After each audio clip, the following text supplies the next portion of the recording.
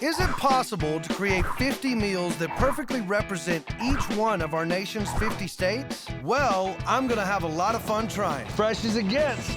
Whoa, I've been buckeyed. I'm Taylor Hicks. You may know me as a singer, so why as an entertainer hosting a food show? Simple. I love food. I even own my own barbecue joint, and I love to travel. So I'm hitting the road and eating my way across America, one state at a time. On this episode of State Plate, I'm in a state known for its great river, its football fans, and its Rock and Roll Hall of Fame. That's right, I'm in the great state of Ohio. Home to the holiest of cheese, a fruit so nice they named it twice, the Buckeye State's self-named dessert, and a whole lot more. So stay tuned for a heaping helping of Ohio on State Plate.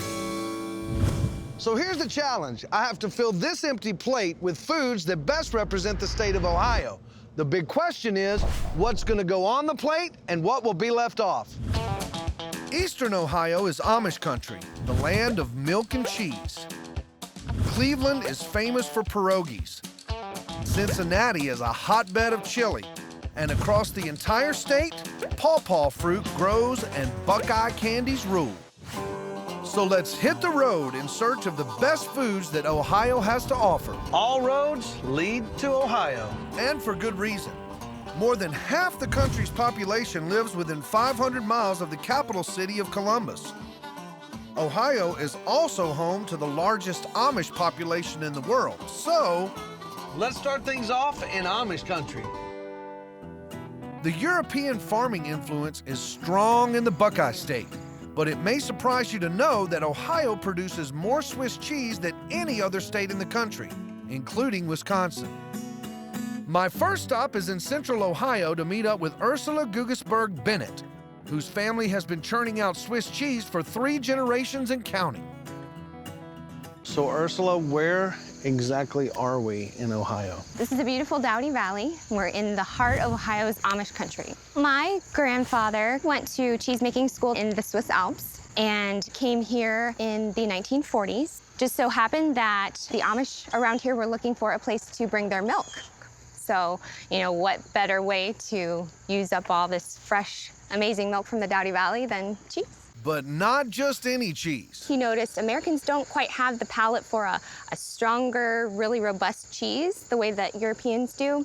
So he wanted to develop a milder cheese, and so he experimented and finally developed the recipe for Baby Swiss. So this is the origin of Baby Swiss. It is, absolutely. Now tell me the difference between Baby Swiss and regular Swiss. Well, Baby Swiss is aged for a lesser amount of time, so it's got a milder, creamier taste. Regular Swiss, you'll see larger holes. Baby Swiss actually has smaller holes or eyes. So the holes are actually called eyes. They are called eyes. They're actually formed by carbon dioxide. Little bubbles form in the cheese during the aging process. Compared to a big traditional Emmental wheel, it's a smaller wheel. So my grandmother looked at it and said, oh, it's a Baby Swiss. So your grandmother actually named it. She did, and now it's a household name, which is pretty cool. Yeah, it is. The milk needed for Baby Swiss cheese is trucked in daily from local Amish farms.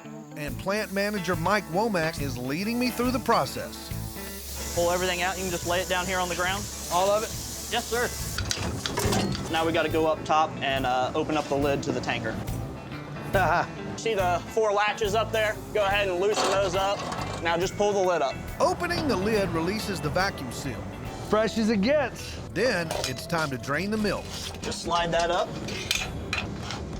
Okay, then we'll use the wrench and tighten her up. It's a big wrench. That is. That's the biggest wrench I've ever seen. It takes 10 pounds of milk to make a pound of cheese, and there's 52,000 pounds of milk that will pump out of this truck. Now all we gotta do is start pumping. All right, let's pump some milk. The milk goes into the silos and is pasteurized, then separated on the way to the vat. We make 15,000 pounds of cheese a day. 15,000 pounds of cheese a day. Roughly. Yep. That is a lot of cheese. Yep. First step, add cultures. So what is culture? The culture are the enzymes that we're gonna put into the milk, flavoring, and the eye former. So this is what makes Baby Swiss, Baby Swiss. There is a fine art to making cheese. The enzymes set off a chemical reaction, causing the milk to coagulate, separating the curds from the whey. Next, the curds are placed into flexible molds, allowing for carbon dioxide bubbles to expand, which form the iconic round eyes. Then this machine flips the molds to evenly distribute the eyes in the cheese. Finally, the cheese is aged for 30 days, packaged and ready to eat. I'm going in. Very smooth. Probably the creamiest Swiss cheese that I've ever tasted. That's why I love it. Feels very buttery. And it's got a buttery aroma, too. It's not very pungent at all. It's a very mild smell. Yeah, actually, that's why it was created. A lot of people will say, you know, I'm not a Swiss fan. I don't like that traditional strong flavor. And they'll end up loving Baby Swiss. We have our appetizer, mild and creamy Ohio Baby Swiss cheese, made from fresh local Amish milk, courtesy of the beautiful Doughty Valley. Can I have some more of that? I think we can hook you up. Coming up, we're checking out and singing about Way down yonder in the pawpaw patch. Ohio's official state fruit. Pawpaw to the people. Our next state plate contender is an indigenous Ohio fruit that packs a tropical punch. It's called the pawpaw, and it's so loved by locals, it's been crowned Ohio's official state fruit. Next stop, Integration Acres, where founder Chris Schmiel collects and processes 20,000 pounds of pawpaw every year. Tell me about Integration Acres. We're the world's largest pawpaw processors. Our motto is pawpaws to the people. Inside Chris's crew, AKA Smushers, turn the pawpaw fruit into pulp. The pulp is sold to use in smoothies, baking, and recipes of all kinds. Outside, he's got a crew of a different sort. These are my billy goats. We got Alf and Bingo. They help us manage the pawpaws. The goats eat the brush, fertilize the soil, and then they bring in flies, which are the primary pollinator. Pawpaws are a common local fruit in Ohio and also grow naturally in nearly 30 states in the Union. They've been growing here for 30,000 years. They think the mastodons brought them from the tropics. I hear Thomas Jefferson loved pawpaws. Yeah, he did. George Washington loved chilled pawpaws, and Lewis and Clark, they survived on pawpaws for several weeks. It's no surprise the pawpaw served the explorers so well. Now, what are the health benefits to the fruit? Compared to apples, bananas, and oranges, they're higher in niacin, calcium, phosphorus, manganese, magnesium, iron, copper, zinc, protein, fat, 7 of the 11 essential amino acids. It's a super fruit. That is by far the greatest answer that anyone's ever given me on State Plate. Thank you. Yeah, I've said it a few times. Sounds like it. But this tasty fruit's most successful PR push just may be musical. A lot of people know the pawpaw song. Where, oh, where is pretty little Susie? Where, oh, where is pretty little Susie? Where, oh, where is pretty little Susie? Way down yonder in the pawpaw patch. Let's go pick a pawpaw. The first tip when picking pawpaws is to start with the low-hanging fruit, and I mean low. The pawpaws on the ground, they're the sweetest. You really don't have to go far. No, They're everywhere. A ripe pawpaw spans a wide color spectrum. Green fruit tastes the most tropical. Dark purple has a stronger caramel flavor. The true key is softness. right here is where it gets ripe first. So you want to make sure it's nice and soft in that area. Never eat a hard one. They'll actually get you sick, and they don't have any flavor. Once we've picked the ground clean, it's time to harvest the tree. Okay, now all right, see that one right there? Just push your picker up there and just kind of jiggle it, and let's see what happens. A little bit higher. Oh. Oh, yeah, okay. You got to get it Oh, yeah, look at that. in the basket. All right, excellent. Look at that. We got a pawpaw. 5 out of 10, not bad. All right, where's the next cluster? Right above your head. Push up and twist. Whoa. You're batting about 200, Taylor. Come on. You got to get him in the basket. What? You were doing better on the first try. Just push it up. Just go for it. Perfect. You just knocked out half the tree there, Taylor. That's a good job, buddy. You're a natural. Yeah, I know. I'm a natural pawpaw catcher. The fruits of our labor. Yes. It's really squishy. that's the sweetest time. So what you do is you break it in half like this. The skins have a little bitterness around them, so you just eat the pulp. It tastes like mango and banana and papaya. It's almost like every fruit under the sun. 2,100 tropical cousins. I can see that. I can taste that. It's really sweet. Yeah, it's like 26% sugar. And the texture is very custardy. Yeah, it's in the custard apple family. Custard apple. Yeah. I can see why. Make a milkshake out of this. Yeah, it's a good thickener for smoothies. Paw to the people. We picked our first side dish. On our main plate, fresh sliced pawpaw fruit, a sweet taste of the tropics raised in Ohio. Way down yonder in the pawpaw patch.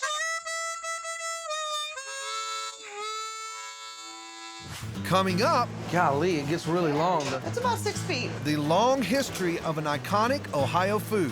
Look at that, my pierogi. Plus, You like the spaghetti with the chili? Oh, yeah. Only in Cincinnati. Cincinnati, that's true. we're on a mission to fill a plate with the most iconic foods in the state of Ohio. Our next contender is a doughy dumpling side dish called a pierogi. Its popularity spans the majority of the Rust Belt, but locals argue this Eastern European immigrant has its American roots in Ohio. It first went on sale in Cleveland in the early 20th century. I'm meeting with Sarah Dworak, who is spreading the pierogi love all the way to Cincinnati, where she's made a living selling pierogies, made the old-fashioned way. Welcome to Babushka Pierogies. Babushka pierogies, did I say it right? You did. The name is very near and dear to your heart. Yes, Babushka means grandmother in Ukrainian. And my grandmother came over after Second World War from Ukraine. And when we were growing up, she would make pierogies for us. So I just wanted to keep that going. Pierogies are essentially Polish, but the way the historical borders work, that includes the western Ukraine and some parts of the Carpathian mountain region. This is unleavened dough, so it is flour, milk, water, salt. Good pierogies start with a dough and a repetitive flattening process. And we just leave it on here, and we just Oh, you move it. gotta reverse. Uh-huh. Foot pedals control the direction Just keep holding that pedal down. until It's about 6 feet. Yeah. And this will get us probably about 30 pierogies. 30 pierogies. Yeah. So now we're ready for our filling. So this is potato and cheddar cheese. And that's it. That's this it. Is all of our filling. Yep, potatoes, mashed potatoes with cheddar cheese. Salt and pepper, of course. we scoop the filling onto the dough, about 2 inches apart. All right. Okay. So now what we're gonna do is we're gonna fold the dough over the filling and then take your thumbs and press it to meet the other side. There you go. So what we're gonna do now is take the press and we're gonna put it right over the filling and cut it out of the dough. There you go. There you go. This is how they make the pierogi over in Poland, is with these presses. And you can actually only get them in Poland, so. Really? Yes. Pierogi presser. Look at that. My pierogi. Professional pierogi presser. The pierogies cook in almost boiling water until they float to the top. Then they get a quick saute in butter. And then we caramelize onion and put that on top. And then we serve with a side of sour cream. It's a very, very hearty taste. I love potatoes. The cheddar's not too strong. Nope. It's like a meal within a dumpling. I love the dumpling dough. Oh, yeah. It's soft. You can cut it with a fork. It takes me right back to my grandma's kitchen every time. We've got our second side dish. On our main plate, a traditional Ohio pierogi, complete with a nod to its Eastern European past. Take a drive through Ohio's third largest city and you'll hear a saying. It's always chilly in Cincinnati, and they're not talking about weather. Cincinnati has more chili restaurants than any other city, and sometimes they come to you. The Chili Hut food truck is a downtown Cincinnati staple, and I'm meeting with owner Fadi Khalili to get the lowdown on the local recipe. Cincy chili's been around a while, and it's a little different than your typical, like, Texas chili. We do a little weird thing here. We put it on top of spaghetti. On top of spaghetti, cinnamon and sometimes chocolate are thrown into the mix. Chocolate and chili. Yeah, we do not. Do you like it? I like ours, but I'm biased.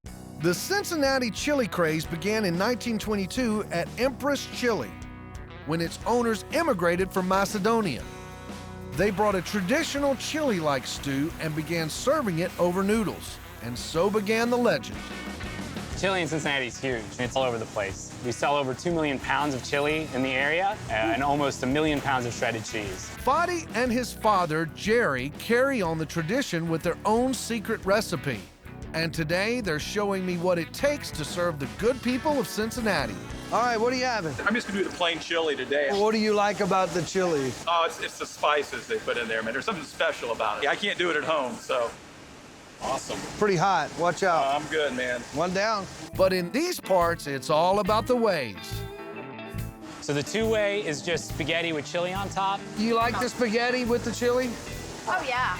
Three-way is the same thing, but we add our shredded cheese. What are we having? I'm gonna do a three-way. I'm gonna do a three-way. I'm getting the hang of this. A four-way is the same thing, but you add your choice of onion or bean, and a five-way is all of the above. All right, I gotta have one. Yeah, what do you need? I'm gonna go 5-way. Oh, Dad's all over it. It's like a boat of food. Yeah, we don't skimp. I'm going in. I love how the noodle tastes. Thank you, yeah. The noodles are great, but then all of a sudden you got this bursting Yeah, it comes at you, yeah. flavor of chili. Yeah. There's a little bit of cinnamon. Yeah, you can tell it's a little bit of sweet, but then it's got a little bit of heat. The sour cream goes good too, because Yeah. it kind of cools things down a little bit. Just a great dish. Thank you, man. Great job. We've got our entree.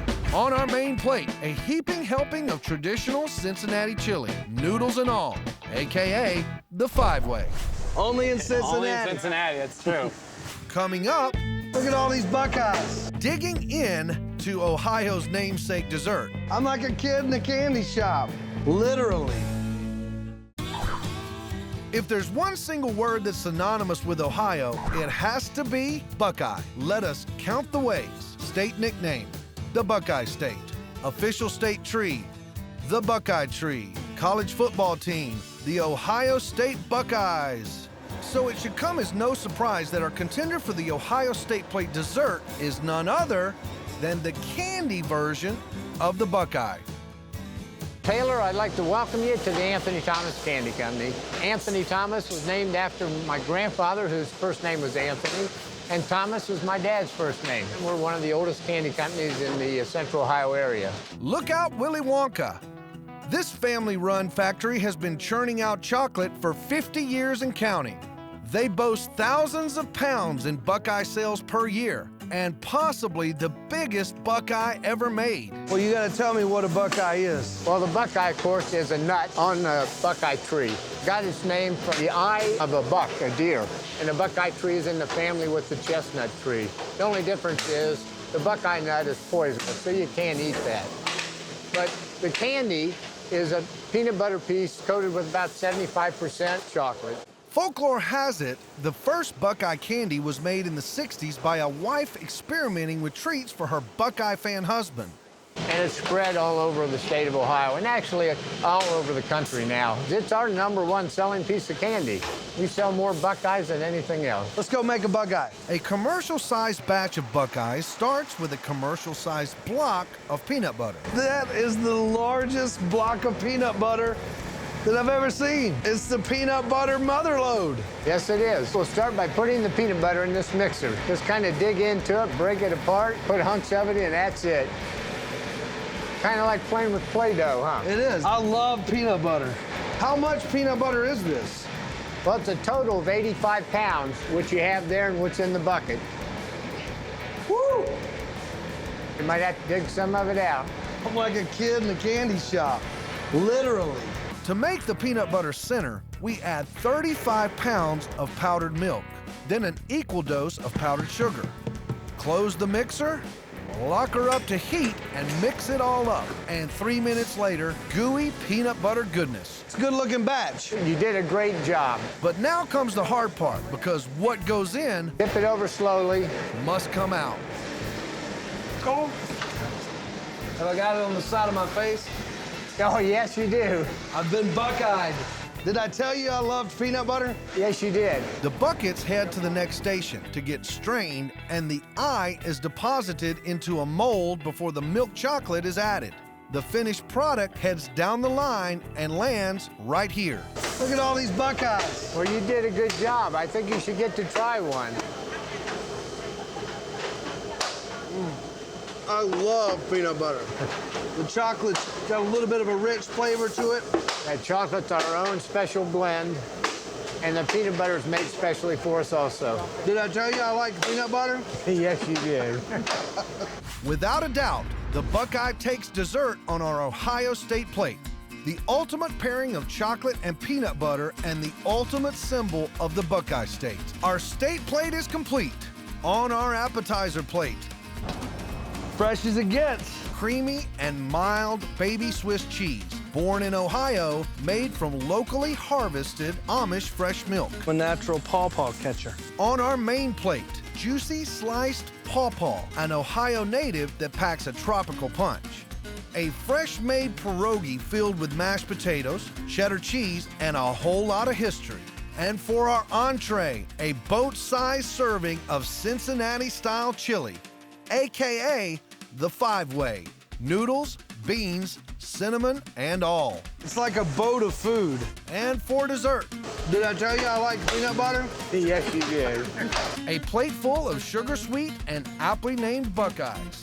The perfect ending to a meal that honors the taste and traditions of the Buckeye State. Way down yonder in the pawpaw patch.